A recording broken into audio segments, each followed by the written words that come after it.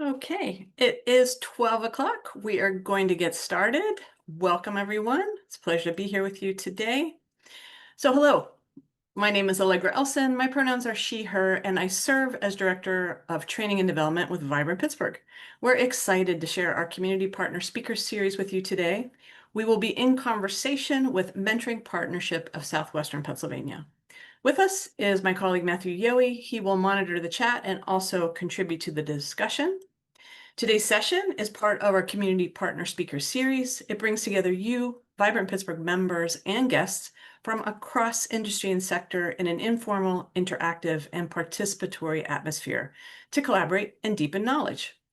Take a moment, if you would, to say hello in the chat, introduce yourself in the chat, and in a moment, it'll be my pleasure to introduce you to our speaker, Abby Seeley. This session is being recorded and it will be available on our YouTube channel. It will also be on our member resources section on our website. If you are a Vibrant Pittsburgh member and you need your member login information, let us know and we'll make sure we get that to you. And as always, please check out our website at vibrantpittsburgh.org. Vibrant Pittsburgh is a premier economic development membership organization dedicated to supporting the growth and economic competitiveness of Pittsburgh as the region's central resource, spokesperson, and convener on workplace belonging and inclusion. Vibrant Pittsburgh envisions a future where Pittsburgh employers offer inclusive workplaces that foster prosperity and belonging, making them a top choice for people of all backgrounds. As always, today's discussion will be participatory, and we ask you to embrace the following community agreements and acknowledge that your attendance today signifies your commitment to these community agreements. It is our collective and personal responsibility to uphold them. Seek to understand. Actively listen before responding. Use I statements. Speak from your own experiences and feelings. This avoids generalizing about other people and communities that are not your own. Respect privacy. Respect the stories other people share and ask for permission before sharing them with others outside of our space. And respect where everyone is on their learning journeys also. Share the air. Make room for all voices to be heard and accept all modes of communication. Today's modes of communication will include the use of the chat, unmuting, polling, time to take notes, time to be in conversation with our guest speaker today. I'll quickly review our agenda. So we started with some brief intros, and next we're going to have a few questions for you to level set, and then we'll turn things over to Abby. We will have time for question and answer. There'll be a Q&A period, but feel free to drop questions in the chat as they occur to you. We'll keep an eye there and see if they're relevant, if we need to hold on to them. But as questions occur to you, please feel free to drop them in the chat. Coming up, we're going to have 3 different types of questions for you. We will be using Slido polling, which you can access either with your cell phone or on your computer or on your laptop through a QR code. So first up, the question that we have for you is, what words or thoughts come to mind when you hear the word mentorship, when you hear mentorship?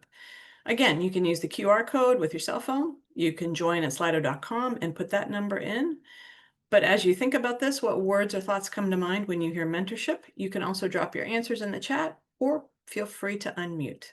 So we'll hold here for a moment and see what answers you drop in.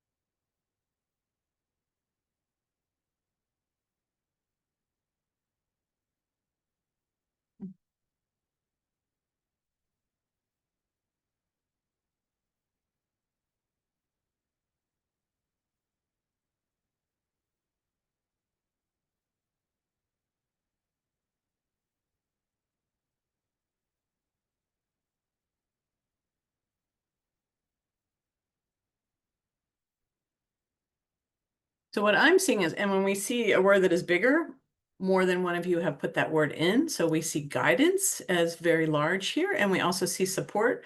But I see a lot of other great ideas here, from trust to stewardship to partnership. We also see in the chat that somebody wrote help, facilitate, welcome, commitment to betterment, and connection. So wondering either, Matthew, what stands out for you? And also Abby, feel free to join in, what stands out for you too as you take a look at this. Yeah, for me, while looking at this, again, seeing a lot of these words that lend this to kind of some relational work as well, with the connection, honesty, relational, personal investment, trust, even. So all those are standing out to me here. Mhm. Yeah, this is a great word cloud, and I think I'm seeing a lot of words that we're going to talk about today. I think we're seeing that you all hopefully have had some really great mentors in your life and have an idea of what that looks like. And we're going to talk about a lot of these things that are coming up. All right, great. Thanks, everyone. Here's your next question, and it is multiple choice. What is one of the key goals of the Mentoring Partnership of Southwestern Pennsylvania? Is it to provide free college education to all youth in Western Pennsylvania? To train mentors and mentees and strengthen mentoring programs in the region? To offer after-school athletic programs? To replace public schools? So if you could take a moment and vote on here.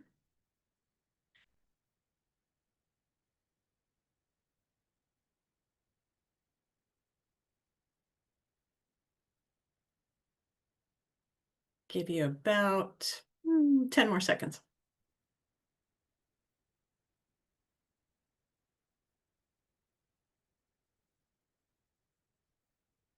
All right, so Abby, if I have my facts right, it looks like 90% of those who participated in the poll got the correct answer, right? Yep, that's right. That's Okay. exactly right.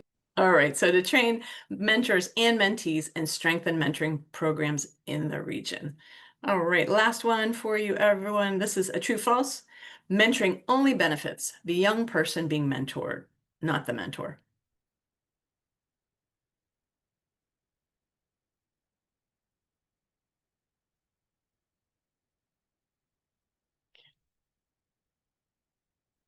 And I'll give you 10 more seconds here.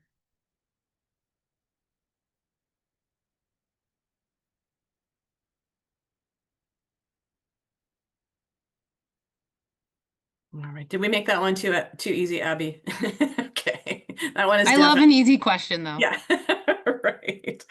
Yeah, absolutely. Okay, so that is definitely false, and you're about to find out why.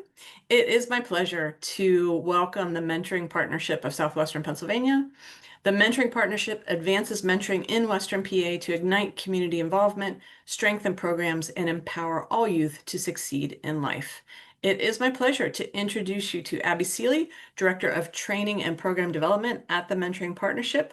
I'm going to stop sharing here and turn things over to Abby. Abby, the floor is yours.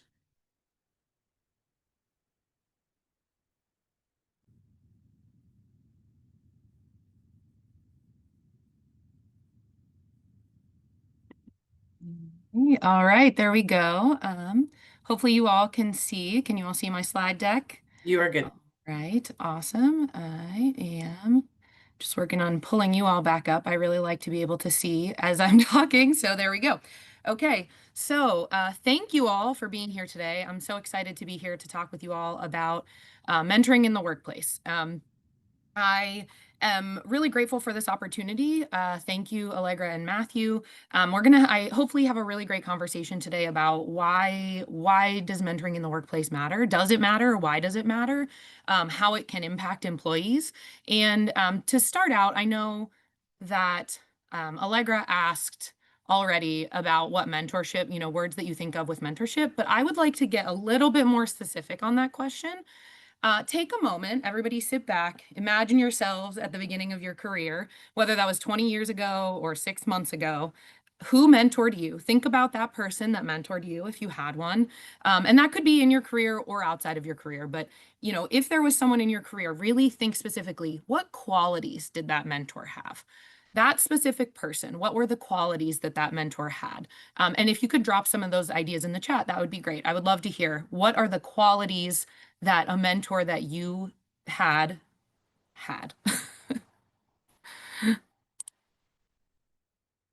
All right. We're seeing patience and empathy, approachable, real and honest, a champion for me, what my potential was, patience, outside knowledge, transparency, ready to listen, an advocate, understanding, compassion, transparency, trust. I'm seeing some themes here for sure. We're definitely seeing that theme of transparency, trust, being an advocate, being on your team, right? Knowledge, they had a knowledge base maybe that you could tap into, respected. Any other thoughts? We'll give about 10 more seconds for anyone to drop in the chat. Any characteristics or qualities that a mentor in your life had? Supportive, yeah. Constructive and supportive, yeah. Open, friendly, calm and level-headed, yeah. All right. Well, thank you so much for sharing those. I think that's a really great place for us to start and to be thinking of as we're going to talk about why is mentoring important in the workplace and what could it potentially look like. I think this is a good place for us to center ourselves in thinking about what are the characteristics of a good mentor? What does being a good mentor really mean? And on that note, you'll see some words that came up in our word cloud and that came up in what we just did. The way that the Mentoring Partnership defines mentoring, a mentor is as a wise and trusted guide. So really quickly, the Mentoring Partnership of SWPA does two major buckets of work. Those are technical assistance and training for mentoring programs, schools, community organizations, workplaces, anywhere that young people are that they can benefit from a positive relationship. We're also a convener. We bring together people who are thinking about the value of positive relationships and how it can benefit youth in every space that they're in. This includes the workplace. And what we've realized as we began serving companies and nonprofits from the employee perspective is that it's not only the youngest people in our workforce that benefit from mentoring, everyone does. And we're going to look at some of the data that supports that. First, though, let's talk a little bit about our workforce development vision. We believe that potential is equally distributed, but opportunity is not. A major driver of healthy development and opportunity is who you know and who's in your corner. The mentoring movement concentrates on the vision provided on this slide. We help workplaces understand that mentoring provides the sense of belonging that new employees, especially young people, need to realize their long-term career potential. Workplaces have a critical opportunity to be relationship-centered and help all employees leverage their strengths and abilities. This movement demonstrates that mentoring is a solution to retaining employees at all levels, and we're going to, again, look at some more data around that. And that core belief is the foundation for the strategies and goals of our workforce development work. We're going to take a look at some data together, like I said. So let's start with a big question. Is mentoring something employees want? The National Mentoring Partnership, which is also known as Mentor, some of you may have heard of it, has done extensive research on this topic. Their research shows that just over a third of all adults feel it's important for companies to support mentoring, and this rose to almost 60% for those that were working at a company that already had a mentoring program. Not only do our workers want their employees to be more involved in mentoring, we know that when they do, actual rates of mentoring increase dramatically in their communities and their employees experience greater job satisfaction. So now that we know people want it, why does it matter? Mentors research also shows that mentorship programs can boost the representation of Black, Hispanic, and Asian American women and Hispanic and Asian American men at manager levels up to 24%. And mentoring improves both promotion and retention of diverse groups, increasing the promotion and retention rates of men and women of color by an average of 26%. And I want to highlight, belonging is good for everyone, right? We call out the stats about mentoring boosting retention for people of color, especially because people of color are often reporting feeling like they don't belong in the workplace. But these strategies for creating belonging and connection are good for everyone. They're general best practices in relationship building and onboarding in the workplace, but they have an especially large impact on those who have been historically left out of the conversation around what it means to feel like you belong in your job or in your workplace. And so just remember that these are best practices for all, but they do tend to have an outsized impact on some of the groups who feel the least connected to their workplaces.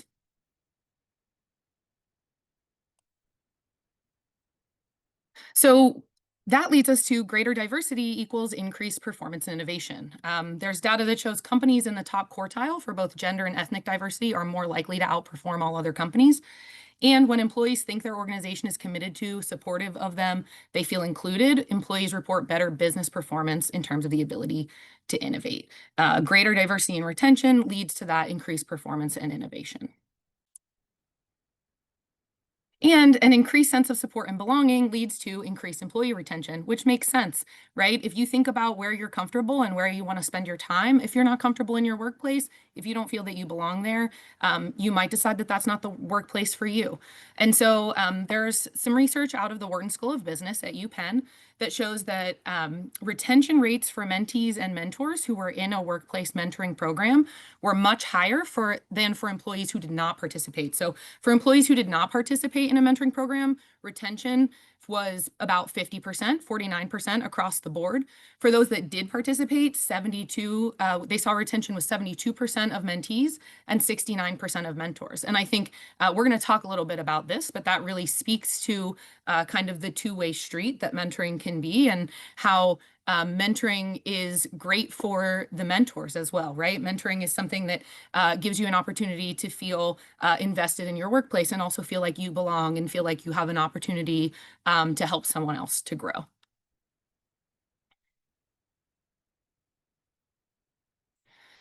So there's evidence that mentoring in the workplace works, and you can find it right in the Fortune 500 list. 84% of all companies on the Fortune 500 list have a mentoring program, and 100% of Fortune 50 companies have a mentoring program. So the top 50 companies in the country all have a mentoring program for their employees. And I think that that speaks pretty highly to mentoring being a core part of how a successful business operates. And we talked a little bit about this, but mentoring goes both ways. You're helping a mentee to adjust to the workplace you've been in for a long time, and they're bringing new perspectives. Some companies are even stopping to think about what some people call reverse mentoring, where older and younger employees are matched with the explicit intention of younger employees mentoring older employees. And I'm going to show a quick video to tell us a little bit more about how that can be an effective strategy, really, especially from the perspective of intergenerational communication, and for retention of younger employees when they feel that their experience and knowledge is valued in the workplace. And so I am going to play the video.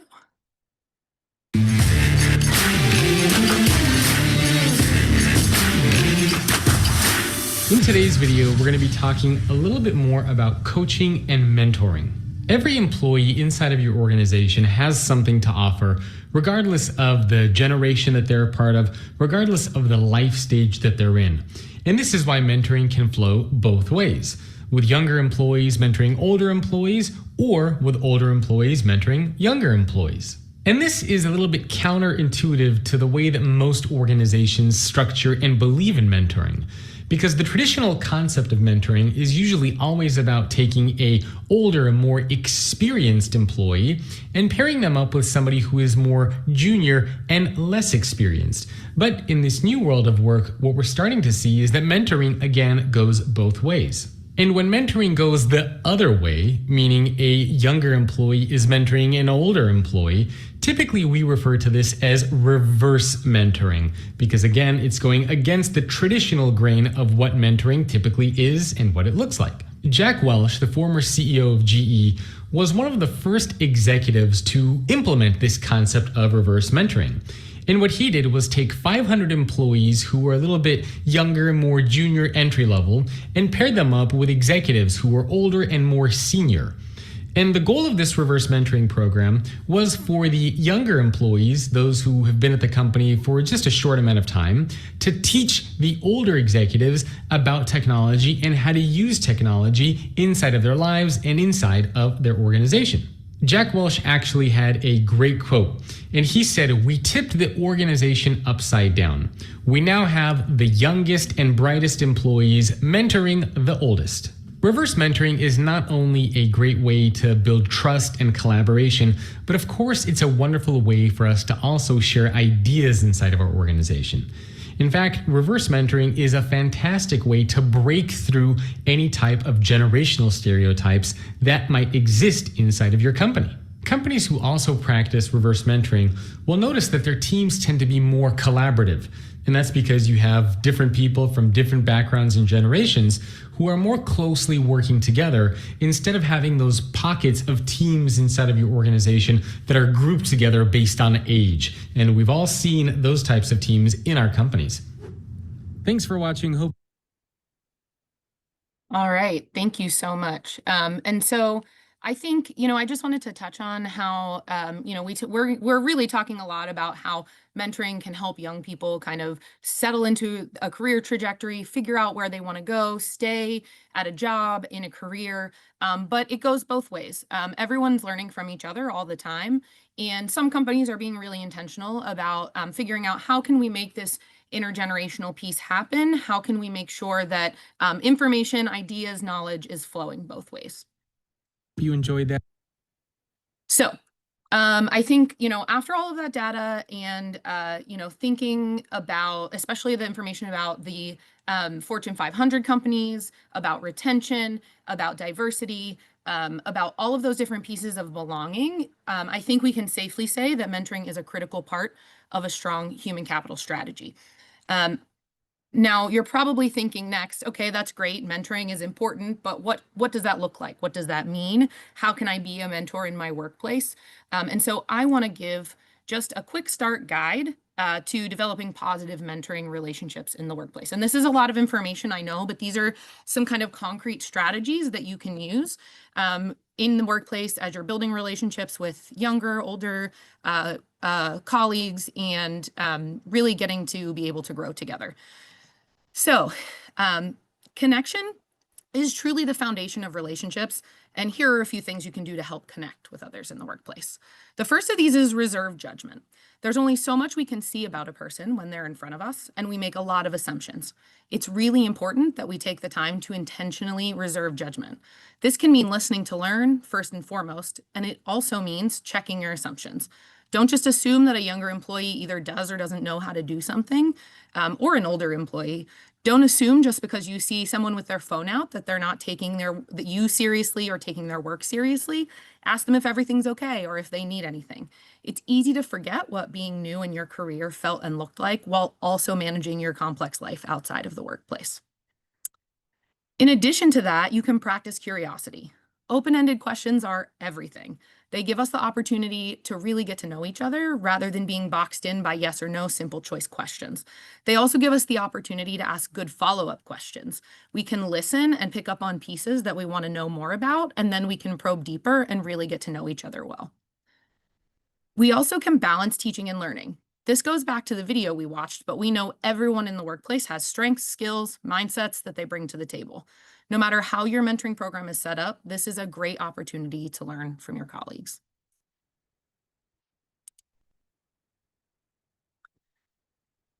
So next, once you feel comfortable around each other, you can help a young person or a mentee, whoever that might be, start thinking about what they want and what their future is. For setting goals, throughout getting to know each other and your conversations, you probably are going to have a pretty good idea of what some of your mentees' goals are. That's great, but it's vital to have a direct conversation and help them set those goals more formally with the knowledge that you're there to support them in reaching those goals. It's also important to leverage strengths. We all have places where we can improve, but sometimes the best way to do that is by leaning into our strengths. Help your mentee identify what their strengths are and how they can use them to their benefit in the workplace. Third is expanding access to new networks. Knowing where to go when a problem arises or when they're looking to take a next step or when they need someone to be a sounding board on a particular idea will be critically important to developing professionally. Social capital is a real asset for everyone, and helping young people build that social capital will be especially valuable in their professional journey.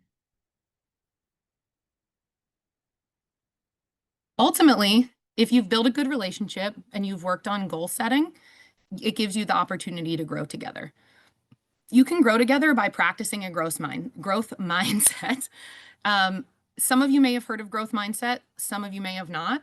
Growth mindset is the idea that our intelligence isn't fixed, it's malleable. Our brains are making new connections constantly. And so framing failure as a learning opportunity really opens up your relationship to meaningful conversations about how you can grow together.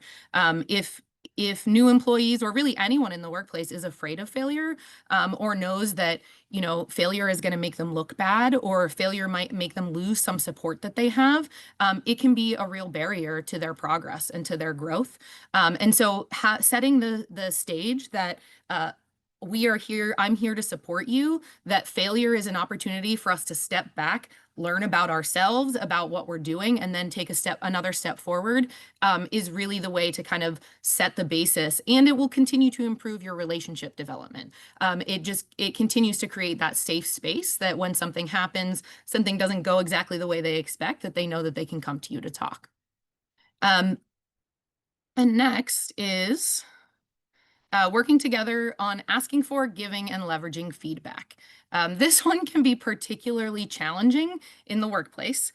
And to be honest, the better your relationships are, the easier it becomes. And we see this in our personal lives too, right? Having hard conversations with people that we have really good relationships with is way easier than having hard conversations with people that we don't have strong relationships with, right? So accepting and giving feedback has to feel safe in the workplace. People feel the most safe with the people they have built a strong and positive relationship with. Once you and your mentee are comfortable with asking and giving feedback with each other, you can help them get comfortable doing it in other spaces too, where they may not have the same type of relationship or support, but it's really important for them to be able to advocate for themselves, or it's really important for them to be able to reflect in that space. You can also help them think through how they take the feedback they receive and then leverage it to grow.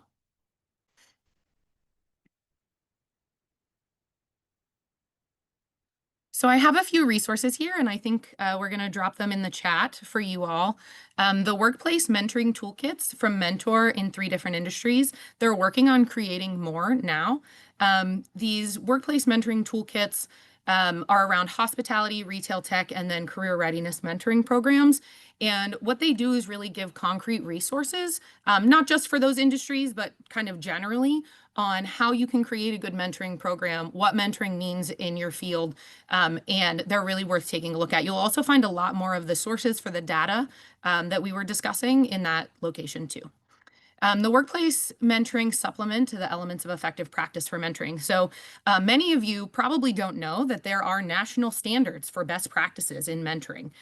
They are designed with youth in mind, but then Mentor has taken them and adapted them for the workplace, which is where a lot of mentoring research comes from. A ton of mentoring research comes from people working with youth, but then people were starting to see that we needed to expand that research out so that we could see how mentoring affects a lot of different places throughout age ranges. So this workplace mentoring supplement to the elements of effective practice will give you an opportunity to see what are some best practices for workplace mentoring that align with what those research-based elements of effective practice are.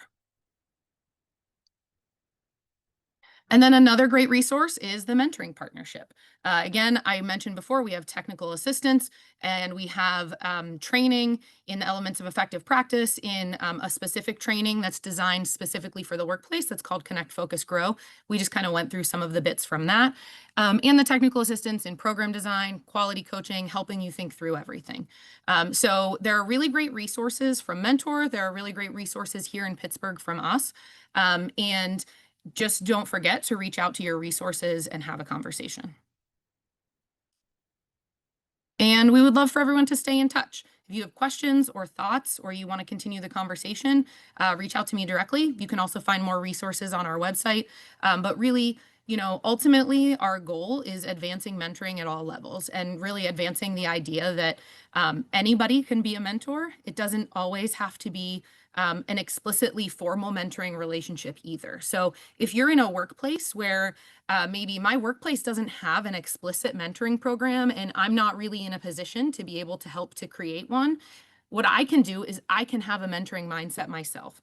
I can approach my work and I can approach my colleagues with some of these same strategies so that I know I'm building positive relationships, I'm making everyone around me feel included and like they belong, and that we can grow together. Even if your company doesn't necessarily formally designate you as a mentor and mentee, everybody, as they're working together, can have that mentoring mindset.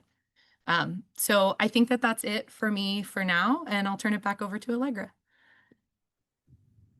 Thank you so much, Abby. This is great. And I know that we already have a question in the chat, but I also want to open it up to folks if they want to unmute or connect with you just right now to ask any questions. So I'm going to pause just for a second as folks are thinking, digesting the information, thinking about their questions.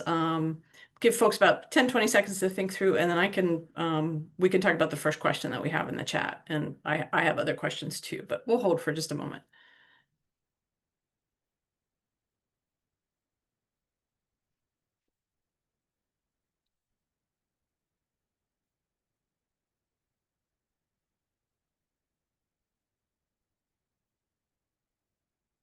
Okay, so the first question that we have in the chat, and this came up when you were discussing specifically reverse mentoring and thinking about how to do that. The person asked, it's a helpful idea. How would you recommend initiation of this program or help navigating those conversations? So there's two questions here.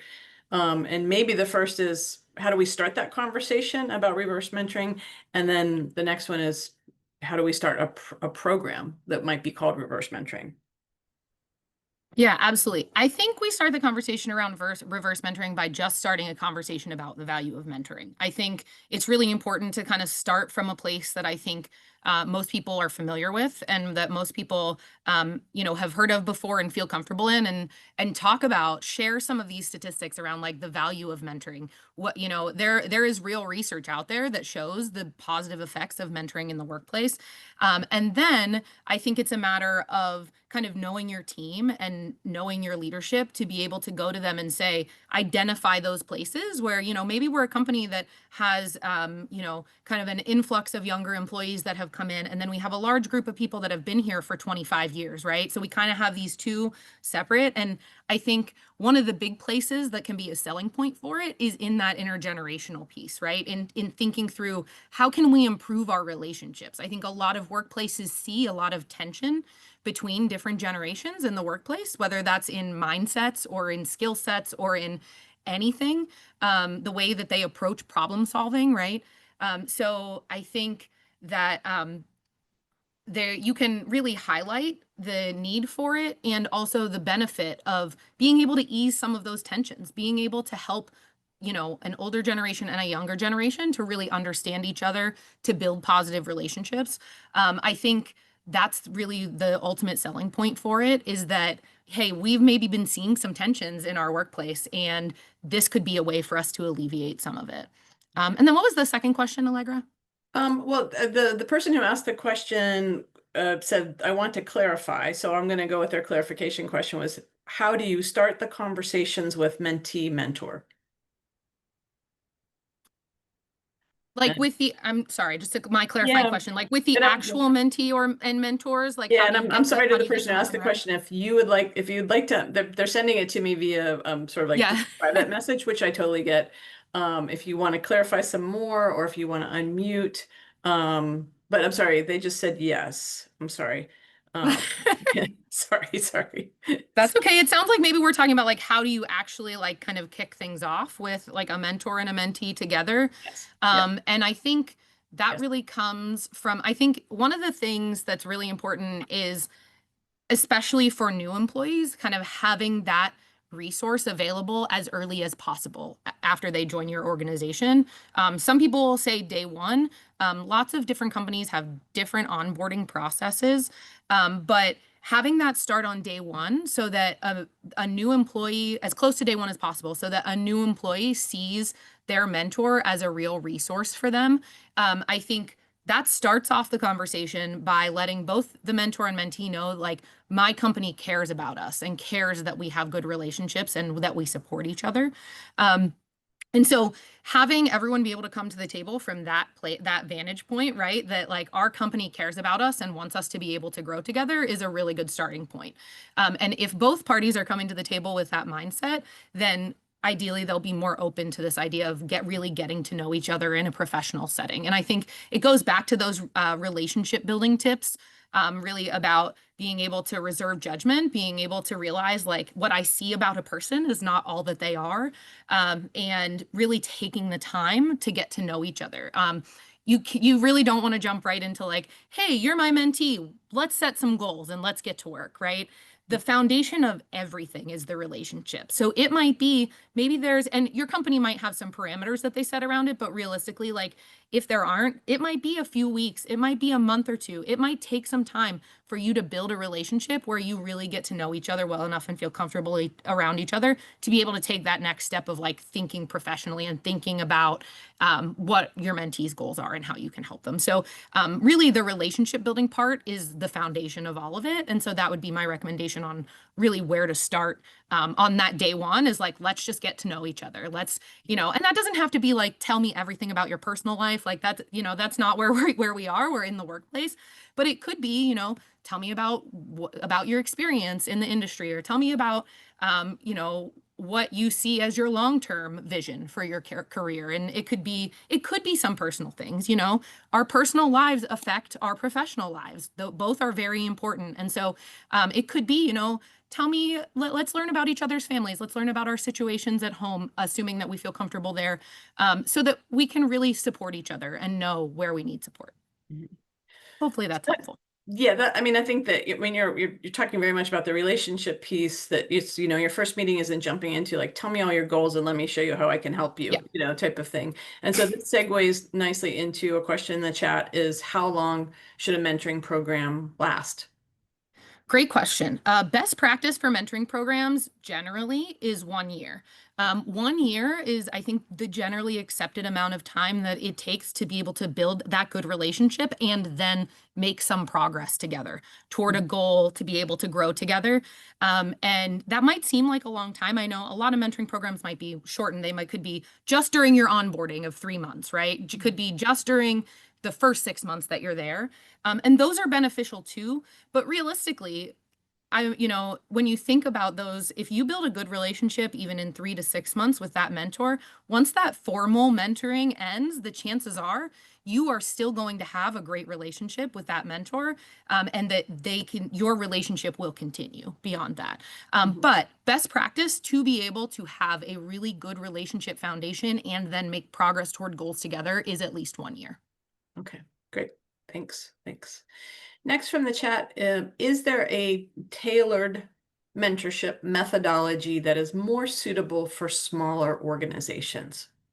That's a great question. There is not just an existing tailored methodology for smaller organizations, but what there is customized support. So the really important thing for mentoring programs is that they fit the company or the organization, right? And that they work within whatever your HR parameters are. They work within what your values are and what your goals are as a company. And so every mentoring program should be tailored to exactly what the company is doing and what the company does and what their values are, and to the outcomes that the company wants. Companies could potentially have different, and organizations could potentially want different outcomes. For the most part, I think generally people are looking for retention, people are looking for work satisfaction, things like that. But some companies or organizations might have other goals that they want to achieve with it as well. And it could even be things like we want more intergenerational cooperation, right? So it's really important that every mentoring program is tailored to the organization or company very specifically. And there are supports out there for that. We can help support with that through our program development support. But having an individualized approach where you're really thinking through your company's needs and outcomes is how you build a good mentoring program for your employees. Yeah. Great. So that is also something that you all, the mentoring partnership, can help with around tailoring. Yep. I think that's an important point that you said. Every mentoring program should be tailored. Yeah, absolutely. The company. Before I get to the next question, I wanted to go back a little bit to the reverse mentoring or the intergenerational. And I'll say this just from my point of view of the example that gets used a lot is that the younger employee is going to help the older employee with technology. And I get it. Like that is, and I have had experiences in my career where I am helping my younger coworkers with the technology. I'm wondering if you have any other examples, because that's the example that always gets set up. And I know that folks go, oh yeah, us Luddites don't know how to use anything. So I'm wondering if there's other concrete examples that folks can kind of latch onto that young, quote unquote, younger employees can help with help older employees or some or all in that middle generation period. So Yeah, absolutely. I think obviously, like you said, technology gets talked about a lot, and that Jack Welch example is the perfect example of that. That was in the 90s, so right. that was something that was really prevalent at that time too. But I think mindsets generally. I think we probably have all worked somewhere where uh, you've heard, well, we can't do that because it's not the way we do it, or we've never done it that way before. Mhm. Well, we've always done it this way.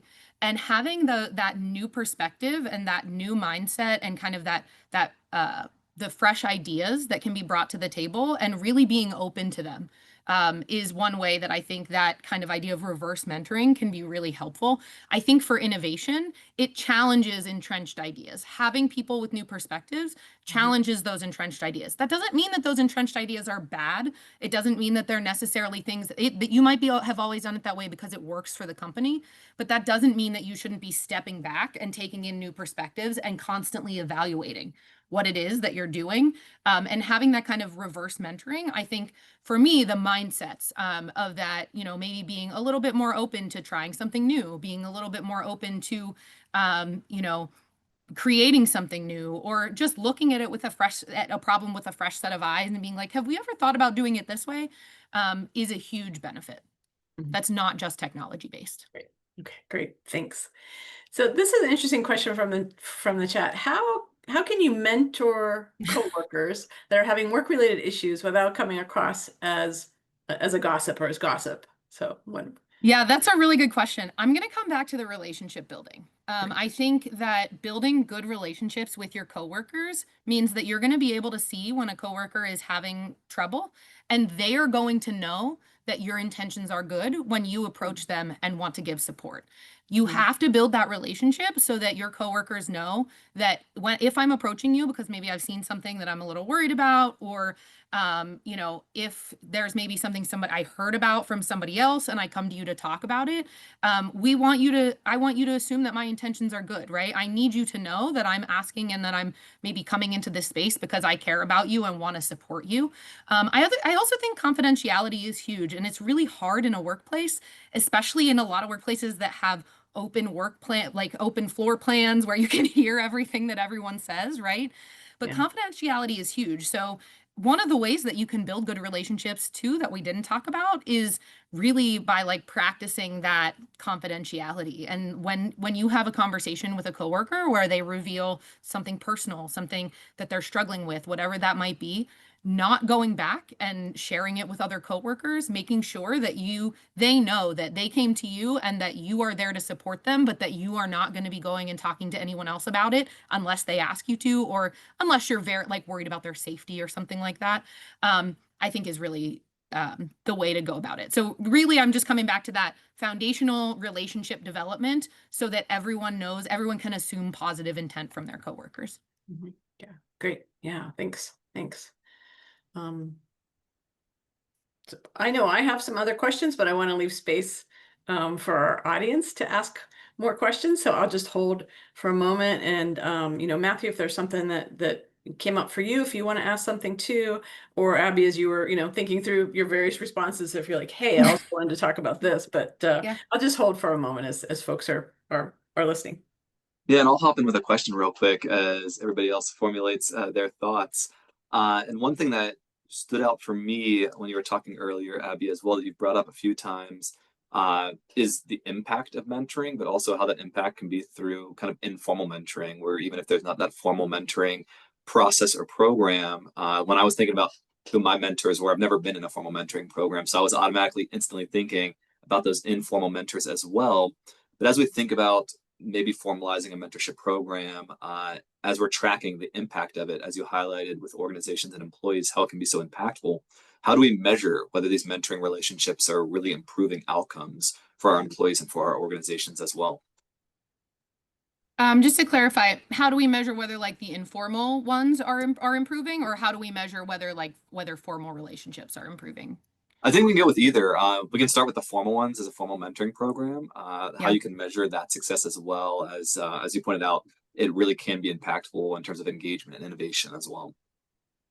Yeah, I think I think the best way to measure is based on what you want to get out of the program. It's really important to set those concrete outcomes to know in advance. We always say, people at the Mentoring Partnership, we talk a lot about intentionality. We always say that most people have an intuition on how to build relationships with other people, and we want to help people take it from intuition to intention. And so setting out with intention on these are the outcomes that we're going to be looking for is really, really important. We don't want to just pair people together and say, let's see what happens. And then, we might get some useful information, but it's not really going to drive outcomes for us. So first of all, I think it's really deciding like, what is it that we're looking to get out of this? And then it's also setting in advance how we're going to measure it. Like I said, each program really should be tailored to the company. And so it's also a matter of setting in advance, how are we going to collect this information? When we work with organizations to think through program development from the beginning, we are working on logic models where we're starting with the outcomes. What do you want to see come out of this? And then we're going back and working backwards. What are the inputs that we need?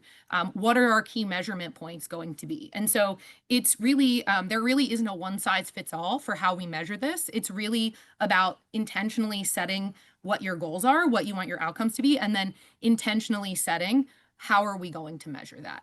It definitely, and that of course goes a little bit more with that formal mentoring program, right? And when what you are doing is mentoring informally, it's a little bit harder to get not to get results, but to gather those results and to get data. But I do think that a lot of companies, if they don't have a formal mentoring program, I know a lot of companies have like culture surveys that they're looking at. Like, what do you have that already exists that kind of lends to this conversation about our relationships in the workplace? Do you already survey your staff about their culture and about how comfortable they feel at work or who they have good relationships with? Is that something you're already doing? If it's not, maybe it's something you can think about. If you're really encouraging your staff, hey, we're not going to do a formal mentoring program, but we want everybody to be thinking with this mentoring mindset, then it's, how can we measure that? What do we already have in place that can measure that? And then it could also be, what can we create that can measure that more informal sense of camaraderie and of connection among our team? Yeah, that's incredibly helpful. And think about, employee engagement surveys that are being offered and how to tie in questions for there. Thank you. Yeah, it's very helpful. Yeah, thank you. Yeah. Abby, I'm wondering if you could talk a little bit about how you work within the region, who you work with, how folks can work with you. So I know that you mentioned that the Mentoring Partnership is a convener. You're working with schools, you're working with young people, but can you, let's say, I'm running a small nonprofit and I really want to start a mentorship program, or I want to hire more young people into my organization. I want them to do really well. How could I work with the Mentoring Partnership and work with you all? Yeah, absolutely. Can you repeat just like the last part? My volume cut out a little bit there. Sure. Sorry, if you could just So repeat that I'm last imagining, let's say I'm running a small nonprofit. We're in a growth spurt. We know that we want to not only hire more people, but retain more people. And so we're thinking about a mentoring program. How do we start? Yeah, absolutely. So I actually had a conversation with a nonprofit yesterday that was in that very similar situation where they said, we're really small right now, but we're growing really fast. We've had 5 new people start in the last month, and we need to think about how we're supporting them and how we can support each other. And I think that the best place to start is really with coming back to the purpose. What is it that we really want here? And what we can do is we can help you think through those pieces. It's important to, I also think, gather some information. It's important to hear from the people on your team about what their needs are. I don't think that anybody really should just unilaterally decide, hey, we need a mentoring program, let's do this, right? It's really important to bring your team in on the conversation and get an idea of like, what is it that people need, so that you have that starting point. Like what data do we have already that shows that a mentoring program could help us? And then let's take that data and then figure out, okay, how do we get it to where we want it to be? And who can help us do that? And the Mentoring Partnership can do that. We've worked with some companies, some bigger companies, to do explicitly some of the Connect, Focus, Grow training.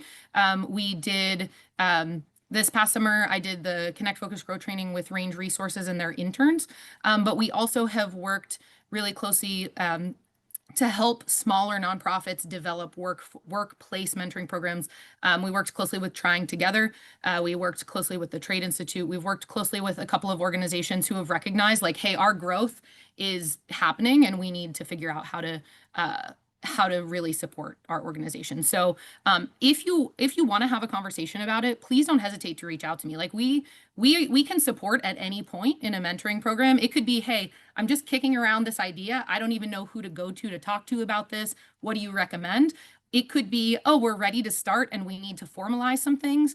Or it could be, hey, we have a mentoring program and we want to make it better. How can we make it better? And we have on our staff, we have really experienced mentoring professionals who can work with you to help you think through whatever those pieces might be. Great. Okay, great. Thanks. Yeah. Gonna hold for a moment. We are already at 12:50, so this time together goes quickly and the conversation goes quickly. But I'll just hold for a moment and see if there's questions from the audience. I want to think about well, Abby, you take a moment to think about what you want to say as a wrap up, but I think I have like maybe one more question for you and we can start to think about a wrap up here too, but I'll Sure. hold just for a moment.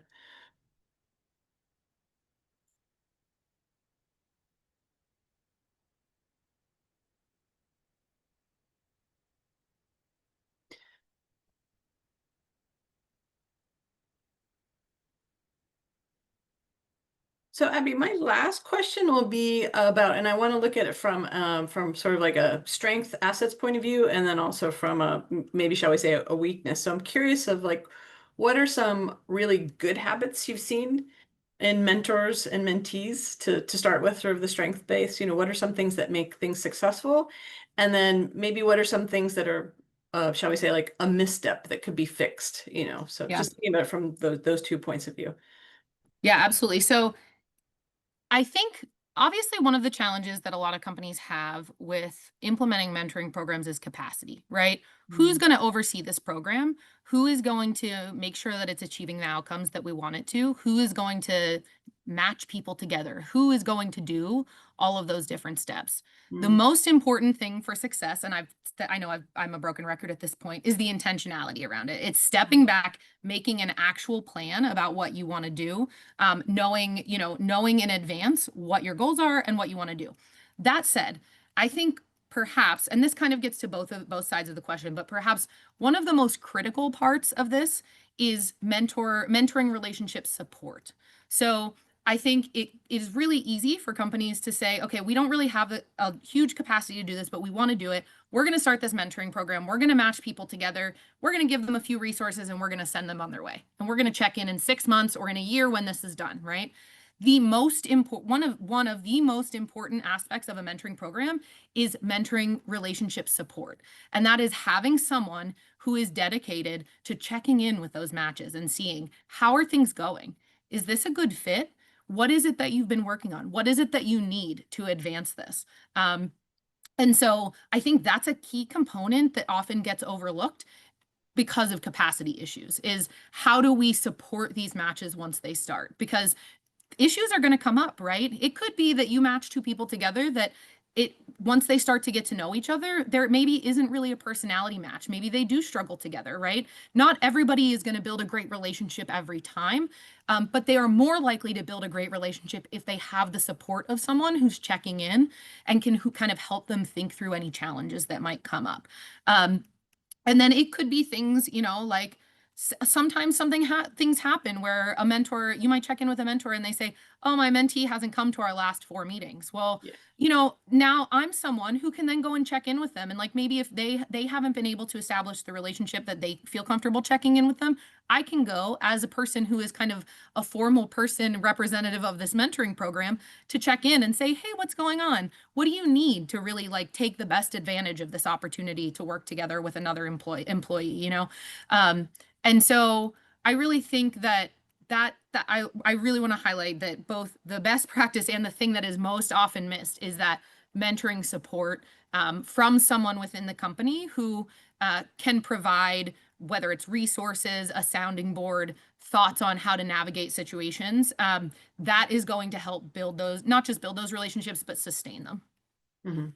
Great. Yeah, thanks. I think that's really important to think about, that you can send folks off to do something. But if you're not supporting it, if you're not giving a lot of guidance, and we, make this assumption like, well, everybody knows how to do this, and Yep. it's just not true. And it's not a deficit. It's like you need more relationship support. So yeah, Absolutely. I think that's a great point. Well, Abby, I want to give you a chance to, shall we say, wrap up, and then we just have a couple of Vibrant Pittsburgh announcements as we start to, go into the 1 o'clock hour. But I'm happy to have you have the last word about, obviously, mentoring partnership and mentorship. I'm sorry, mentoring partnership in mentoring. Excuse me. Sorry. Yeah. Thank you so much. I just want to say thank you for having me. And I see someone in the comments said that it has their wheels turning, and that's really the outcome of that I was hoping for of this. I just want everyone to be thinking about how can we use positive relationship building to really just leverage things in our workplace and just, give our employees the best opportunity to feel like they belong here and to feel like they can be successful here. And so I'm glad to hear some of your wheels are turning. And if you have any other questions, concerns, thoughts, even something that you're like, I just want to talk through this with someone. Is this possible? Like, where do I even start? Don't hesitate to reach out to me. I'm happy to have a conversation. Our team is happy to support in any way that we can. So thank you so much for having us here. This has been awesome. It was great to hear some of your thoughts and to get to be in conversation with you today. Yeah, thank you. Thank you so much, Abby. And thank you to everyone who was here with us today. Don't go yet. We'll just have a couple of things. We appreciate all of your questions. And also, as Abby said, remind you to reach out, ask more questions, ask Abby questions directly. If you're in need of any resources, please let us know. As always, we will be sending out the recording and the resources afterwards for today. And as a reminder, as a Vibrant Pittsburgh member, on October 15th, we do have our Lunch and Learn Promoting a Culture of Disability Inclusion. For open to the public on October 22nd, we will be hearing from Disability Lead of Southwestern Pennsylvania. Disability Lead is a national organization, and they just opened an office here in the region. So we're excited to highlight what they'll be doing here in the region. And as always, if you need to get in touch with us, please reach out to all of our social media channels. You should have our emails. If you don't, let us know if you need our emails, but we are always available for consultation and for conversation. And again, let me say thank you so much to Abby Seeley, and thank you so much to the Mentoring Partnership of Southwestern Pennsylvania. It was a real pleasure to have you here, Abby, and we look forward to future conversations. So thanks, everyone. We'll stay on for 3 more minutes. If there are any questions or comments, we'll stay on till 1 o'clock, and we'll stop the recording now. But have a great rest of your Wednesday and a great rest of your week. Thanks, everyone.